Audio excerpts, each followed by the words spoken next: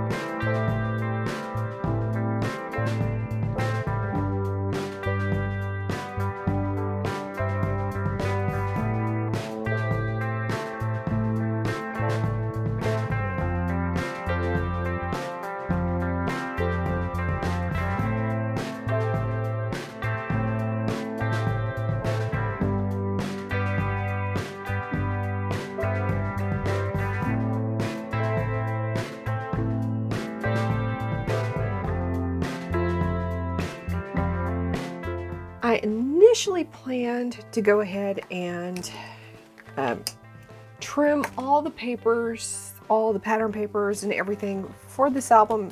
However, I think instead what I'm going to do is I'm going to go ahead and put the cover together and assemble the base album, put the pages together with all the flaps and pockets and stuff, and then come back and do videos with the matting. So let's continue with building the cover.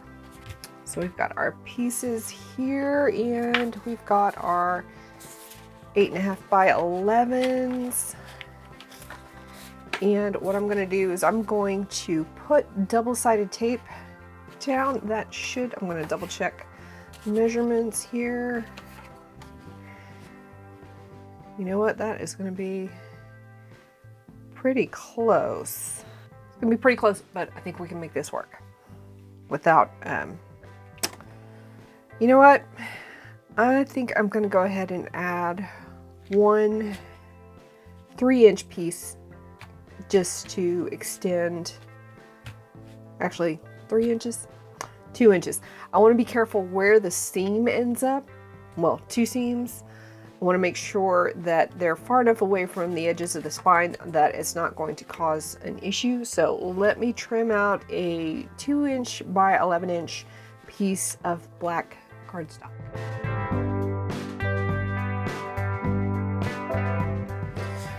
All right, that is done. So I think we're going to use double-sided tape for this part, and I'm going to use 1/4 inch double-sided tape. This is scrapbook.com double-sided tape, but you can use any brand that you prefer. And I'm just going to run it right along the inside of this. I ended up cutting it to 2.5 inches just to give myself a little extra wiggle room.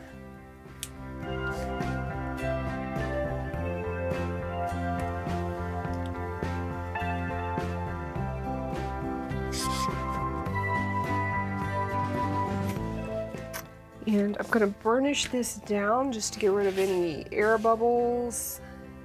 If I can find my, there it is. I want to get rid of any air bubbles to make sure that we've got good adhesion between the two papers.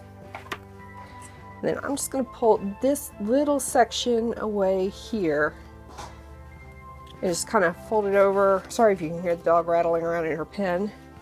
And I'm going to line it up top and bottom.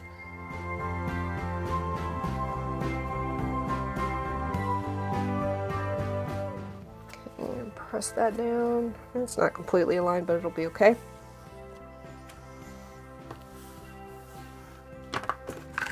And burnish that down. These out of the way. I don't want to lose those. And then I'm going to repeat that on the other side.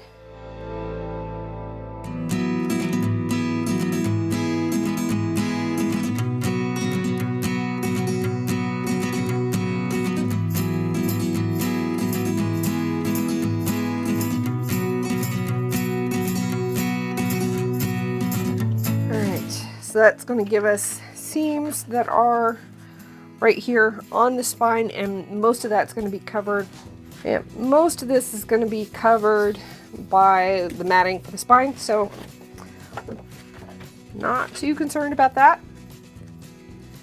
And I'm going to end up centering this on here. So I'm going to put you guys on fast forward while I add double-sided tape around the edges of all 3 of the cover chipboard pieces, and then fold everything over and burnish everything down.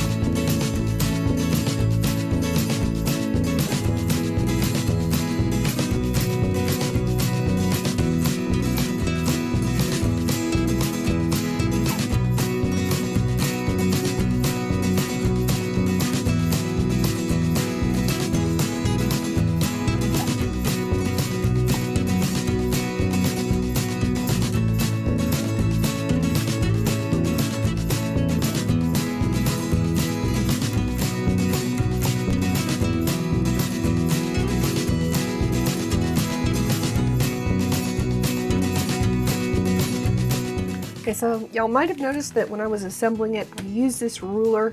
After I placed the centerpiece down, I placed the ruler along the top to place the two side pieces. And if you've been doing this a while, you probably kind of have an idea of what it was that I was doing or the reason why I would do that. If this is kind of new to you, the reason why I did that is because by placing the ruler up here, it helps keep everything pretty straight. If you try to eyeball it, sometimes it's very easy to lay down one of the cover pieces just wonky enough that your album isn't going to stand up straight when you put it on the shelf. It might be a little crooked, might lean. So that's why I used a ruler like that. And I am just bending the paper, flexing it into position. You know, when I first started doing mini albums, this part and the binding were the things that intimidated me the most. I didn't think there was any way that I could possibly assemble a book cover like this. And if you're thinking about getting started in creating mini albums, it's not as difficult as it appears. And there are some really great videos out there if you don't have chipboard, but you want to get started doing mini albums. There are a lot of other options out there. The first series of videos that I did was a set of Christmas folios where instead of using chipboard, let me go this way so that I can see what I'm doing better. Instead of using chipboard, I used recycled cereal boxes. And for smaller, lighter albums, that is definitely an option and probably a pretty good idea if you're pretty new to doing mini albums.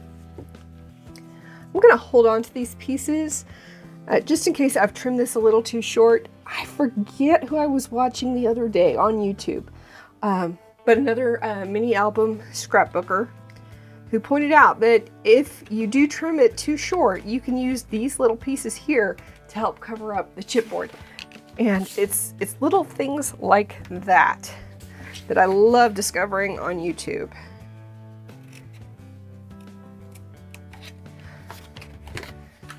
So I'm going to hold on to these pieces, and if I can remember who it was, I will link to her channel in the description box down below. And by the way, all the supplies are going to be linked down below too. So I'm mitering, but I'm not doing a straight miter. If you do a straight miter, you can eliminate some of the bulk. I have an easier time with avoiding the gaps in coverage if I do a shallow miter on these corners. So, yep, that's going to be good. That one's going to be good. That one's going to be good. Yep, these are all going to be good. Now I'll have to fold some of these corners in, but that's fine. So I'm going to add some double-sided tape along all the chipboard, and then I'm going to use glue on the cardstock.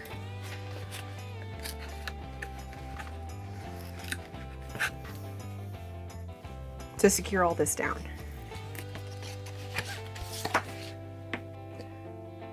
The advantages to using the double-sided tape is it'll grab quickly and it'll hold really well, at least in the beginning. The best hold that I found for the long term is liquid glue. But if you need it to grab quickly and hold really fast, double-sided tape is generally the best. I just lost my light. I'm not sure how far I got before my, or what I was talking about before my light gave out, so Yeah, whatever it was, I'm sure it was brilliant. I think I was talking about something to do with double-sided tape and versus glue. I don't remember what it was. Okay, we're gonna go ahead and add. We're gonna start with the long section first. So I'm gonna add some glue here. Don't need a whole lot. The more glue you add, the more chance you have to make a huge mess with the glue. And we don't want to do that.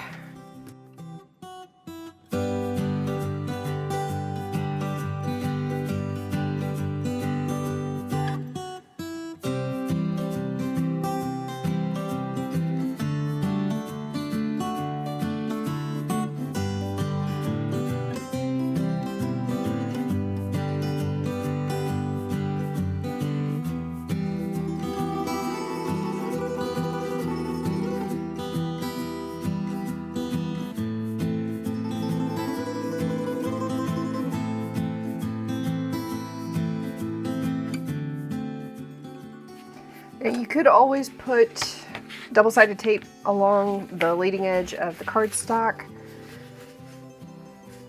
I'm not sure why I prefer to use glue there. I do. Might have something to do with the cost. And, you know, because I've got the double-sided tape on the chipboard, I know it's going to grab quickly, and I'm not as worried about whether it's going to grab quickly enough or...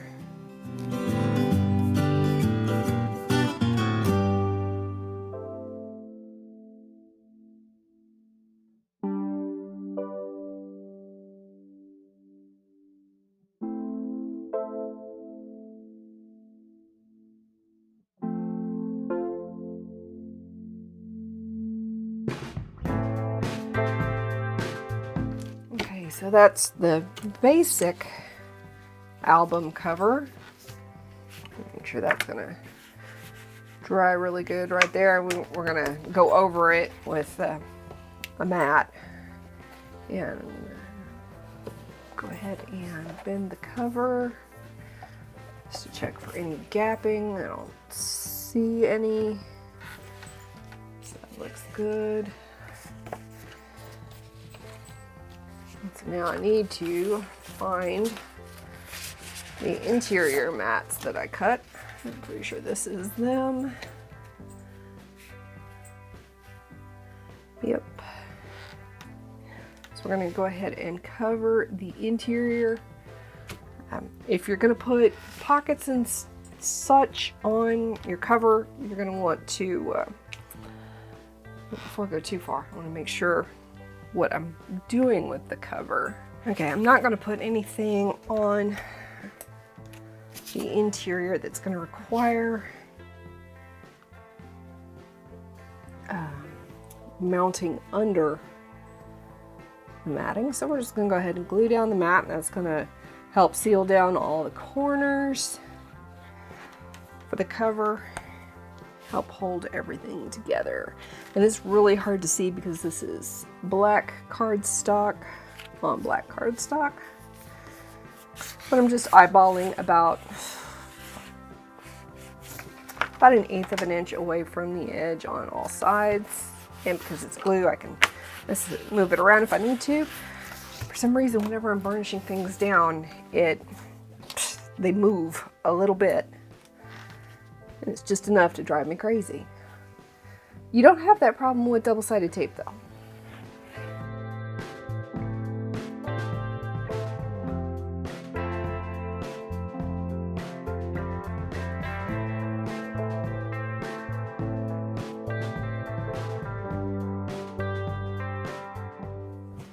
Okay.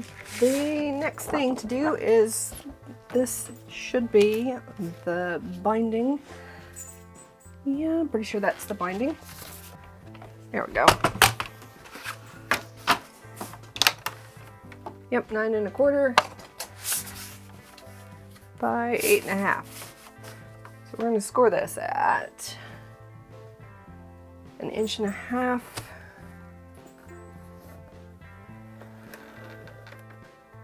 oops, 2 inches, 2.5 inches. Next one should be at 3 1/4. Yep, 3 1/4. Then we're going to do 2 1/2 inch, so that's 3 3/4, and 4 1/4. Then we're going to jump a 3/4 inch gusset here. That's going to put it at 5 inches. And then a 1/2 inch fin, so that's 5 1/2 and 6. So that is fin number 1, 2, 3. And then we need a 3/4 inch gusset, so that's at 6 3/4. And then a 1/2 inch fin, 7 1/4 and 7 3/4. And that gives us 1.5 inches on either side. Let's go ahead and I'm going to create the binding for this.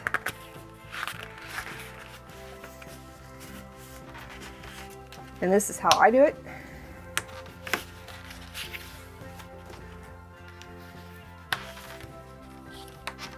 I literally just find the center of each fin and pinch it together.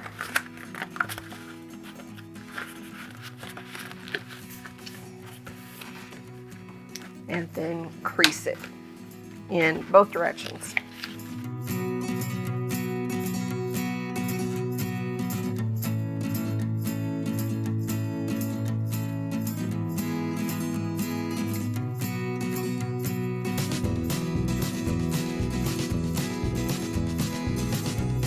Now we're going to glue. We just need a, oh, we don't need that there yet. We just need a thin little bit of glue on the inside. And I'm going to do 2 fins at a time.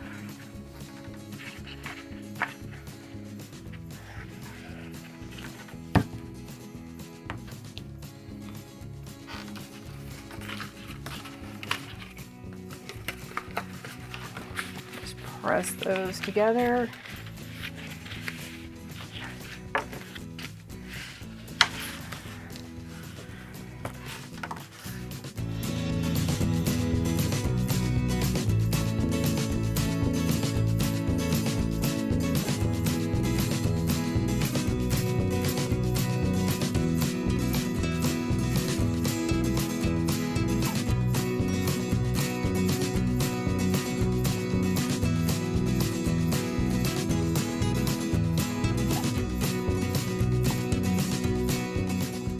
And another thing that I do with my fins, not everybody does this, but it helps me, is I taper the ends on the fins themselves. That way, if it's just a little bit off on how I arrange the page, it's not as annoying when you look at it. Okay, there we go. We are all done with the binding and we're ready to add it to the album. And I am just going to kind of eyeball the center here. I do want to make sure that I know where the joint between everything is. Of course, I just accidentally punched through, but I'm going to cover that up with the binding strip anyway, so not too worried about that. And again, I'm going to use glue here because almost all of the weight is going to be on the binding. And I want it to be good and strong, so plenty of glue. I've had better experience with glue than double-sided tape as far as holding up long term.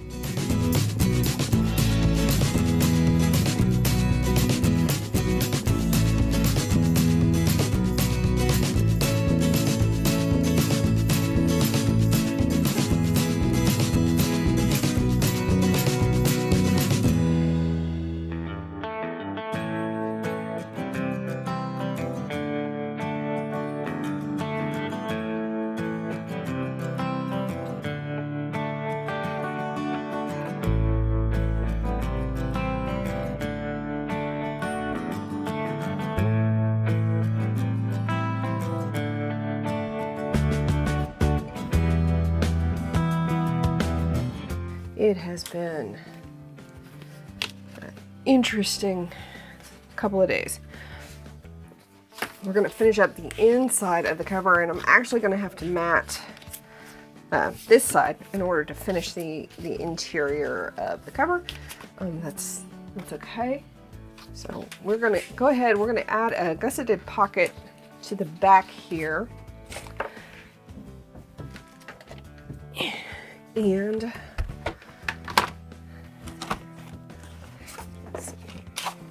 should be this piece here, and it should measure 7 1/4 by 3 1/4. Oh, yep, 7 1/4 by 3 1/2. So let's see, where's my scoring tool? There's my scoring tool. I'm going to score this at 1/2 inch, 3/4 inch. Oops, that wasn't lined up correctly, I don't think. Nope, it sure wasn't. 1/2 inch, 3/4 inch. And we're going to score this at 6 3/4 and 6 1/2. And then along the bottom, we're going to score it 1/2 inch and 3/4 inch.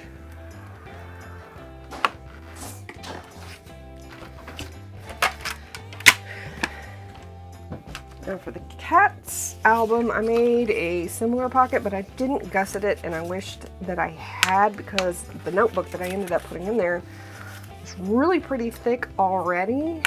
And I think when I start adding photographs to that notebook, it's really going to put a lot of strain on the pocket. So for our dog album, I'm going to gusset this. And I don't gusset pockets very often. I think I've only done one other gusseted pocket on camera. And I think that was, oh, I forget which album that was. It was the one I gave to my daughter.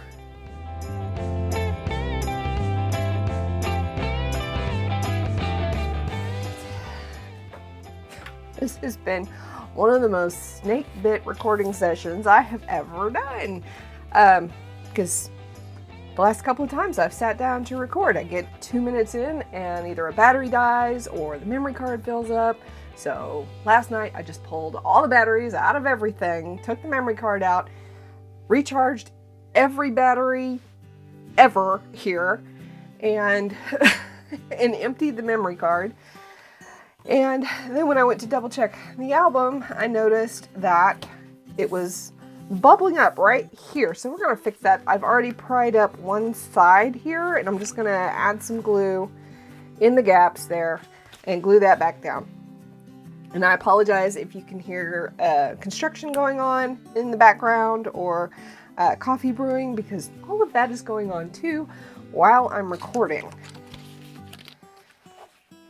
So I'm going to very carefully pry that up just a little bit and see if I can get some glue right there on the edge. All the way down. I guess just the way I placed it on the spine, there was no glue right there at the edge in a couple of spots. And that led to some buckling. And most of the damage, well, probably all of the damage, will be covered by matting, so I'm not that worried about the tears.